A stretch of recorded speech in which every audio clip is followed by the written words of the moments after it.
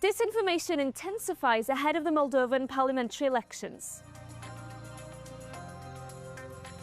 Online disinformation targeting Moldova's pro-European government is intensifying weeks before the country votes in pivotal parliamentary elections.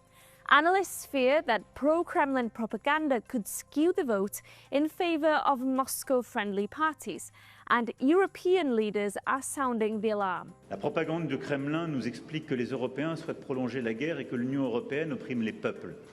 Ce sont des mensonges. Our verification team has been examining some of the misleading narratives circulating on social platforms aimed at undermining President Maia Sandu and her pro-EU ruling party. AI-generated videos on TikTok allege that Moldova is occupied by European governments and will only be liberated once the ruling party is unseated. On Telegram, pro-Kremlin groups are claiming that Moldova will face the same fate as its neighbor, Ukraine, and be dragged into war if it continues on its path to become a member of the European Union. The narrative is being amplified across other platforms like TikTok, with claims that the September vote is a choice between neutrality and joining Europe and NATO in a war against Russia. Also spreading are false claims that as many as 800 NATO soldiers could be deployed to Moldova in the run-up to the vote to suppress protesters and provide support to the ruling PAS party if it is defeated. But the Moldovan Ministry of Defense has denied the claim,